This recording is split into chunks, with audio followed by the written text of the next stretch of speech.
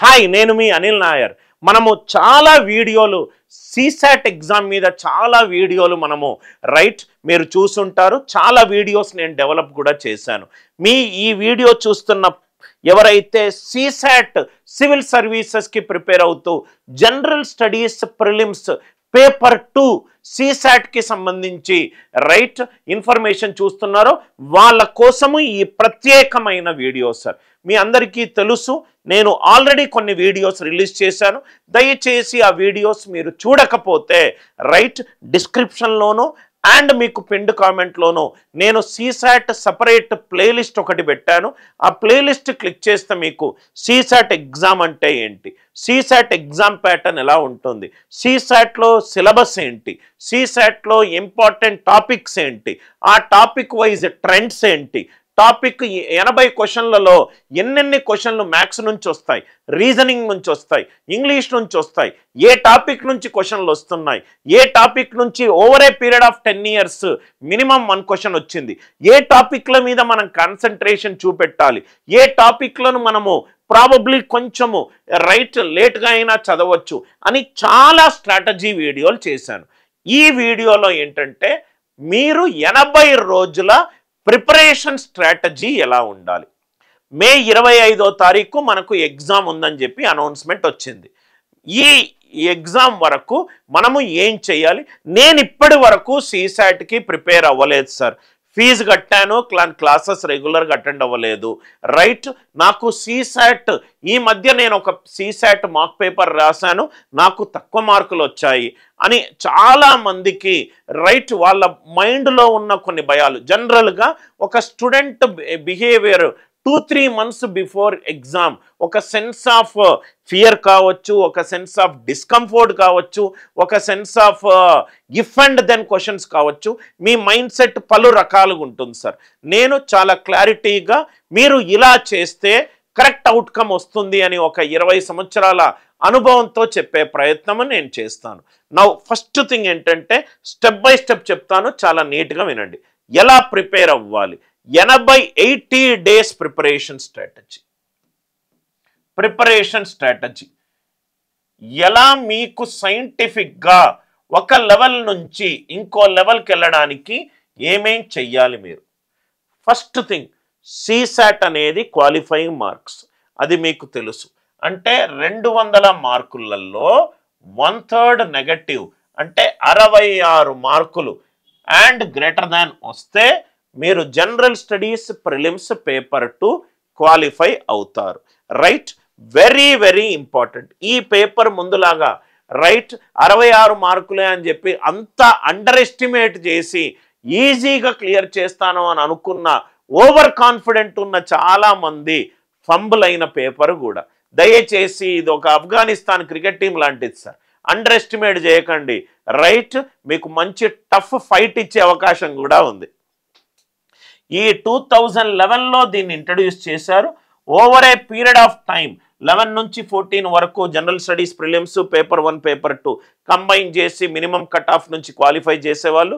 15లో rule మారింది, సీసాట్ని qualifying marks చేశారు. First thing మీరు ఏం చెయ్యాలి అని అంటే సీ వేర్ యూ స్టాండ్. అసలు మీరు ఈ సీసాట్ ఎగ్జామినేషన్లో ఏ పొజిషన్లో ఉన్నారు అని తెలుసుకోండి. తెలుసుకోవాలంటే ఏం చెయ్యాలి sir? First thing, last 2 to 3 years paper 2 CSAT పీవైక్యూని అటెంప్ట్ చెయ్యండి. ఎస్పెషల్లీ 2 years ముందు వచ్చిన పేపర్ కొంచెం డిఫికల్ట్ పేపర్. అంత డిఫికల్టీ మీకు సీసాట్లో అడగరు. ఎస్పెషల్లీ 2023లో మీకు వచ్చిన పేపర్ చాలా డిఫికల్ట్ పేపర్. మీరు 24 తీసుకోండి, 22 తీసుకోండి, 21 తీసుకోండి, 23 తీసుకుంటే మీరు డెఫినెట్గా భయపడతారు. అదొక ఎక్సెప్షన్ పేపర్ కాబట్టి దాన్ని పక్కన పెడుతున్నాను. 22, 24 అండ్ 21 ఈ 3 పేపర్లు తీసుకోండి. మినిమం 2 పేపర్లు ఆర్ మ్యాక్సిమం 3 పేపర్లు తీసుకోండి. ఆ సీసాట్ పేపర్ని అటెంప్ట్ చెయ్యండి. ఎంతసేపు టైమర్ పెట్టుకొని అటెంప్ట్ చేస్తారు? 2 గంటల టైమర్ పెట్టుకొని అటెంప్ట్ చేయండి. 2 గంటల టైమర్ పెట్టుకొని ఈ పేపర్ని అటెంప్ట్ చెయ్యండి. అటెంప్ట్ చేసిన తర్వాత హానెస్ట్గా అటెంప్ట్ చేయండి. గంట నేను అటెంప్ట్ చేస్తా, దాని తర్వాత వాట్సాప్ నోటిఫికేషన్ వచ్చింది, ఇన్స్టాగ్రామ్ రీల్స్ చూడాలన్నది అని చెప్పి మిమ్మల్ని if nobody can change a person who wish to cheat himself. So కాబట్టి డోంట్ చీట్ యువర్ సెల్ఫ్. ఇది చాలా కొన్ని లక్షల మంది కలగంటున్న పొజిషన్ సార్. దయచేసి be honest with yourself. Paper attempt చేయండి. పేపర్ అటెంప్ట్ చేస్తే మీకు ఈ కంక్లూజన్స్ వస్తాయి.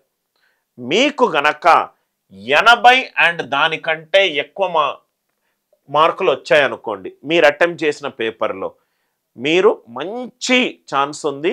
మీరు సీసాట్ అసలు మీరు ఎక్కువగా టెన్షన్ పడాల్సిన అవసరము లేదు. ఎక్కువగా టెన్షన్ పడాల్సిన అవసరం లేదు. డైలీ గంటన్నర చదువుకుంటే చాలు. మిగతా టైంలో మీ జనరల్ స్టడీస్ మీరు ప్రిపేర్ కావచ్చు. మీకు కనుక లెస్ దాన్ 70 మార్కులు కనుక ఆ పేపర్లో వచ్చినట్టు అయితే it's a matter of concern. అంటే దీనివల్ల మీరు క్వాలిఫై అవ్వకపోయే ఛాన్స్ ఎక్కువగా ఉంది. సో కాబట్టి దీనివల్ల మీరు ఇబ్బంది పడతారు.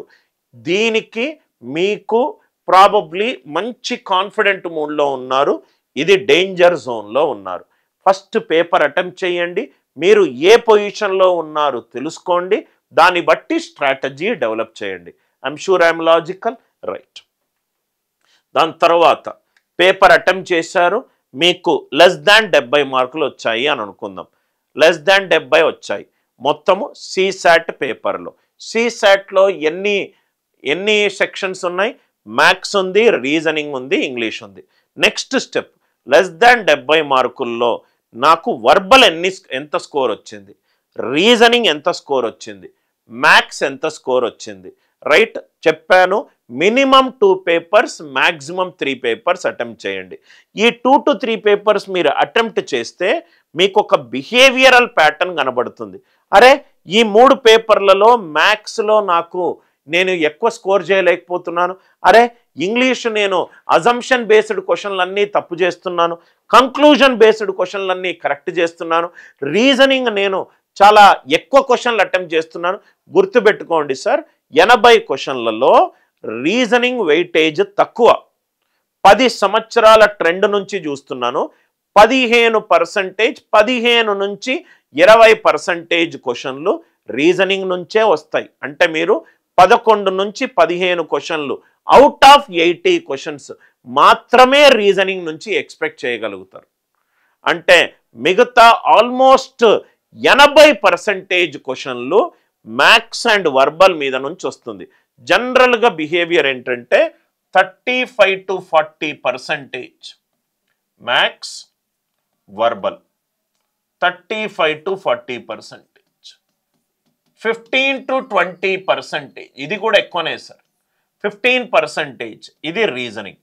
కాబట్టి మీరు ఎక్కువగా కృషి చేయాల్సింది మ్యాథ్స్, వర్బల్, రీజనింగ్. మీరు లెస్ దాన్ 70 మార్కులు వచ్చి ఉంటే మీరు కొన్ని అబ్జర్వ్ చేసి ఉంటారు. నాకు మ్యాథ్స్లో చాలా మంచిగా మార్కులు వస్తున్నాయి కానీ రీజనింగ్లో రావట్లేదు, ఆర్ ఏమైనా రీజనింగ్లో వస్తున్నాయి మ్యాథ్స్, వర్బల్లో రావట్లేదు. అది మీరు నోట్స్లో రాసుకోండి. అంటే రాసుకోవడం వల్ల ఏమవుతుందంటే నా ఏరియా ఆఫ్ ఇంప్రూవ్మెంట్ ఏంటో నాకు అర్థమవుతుంది.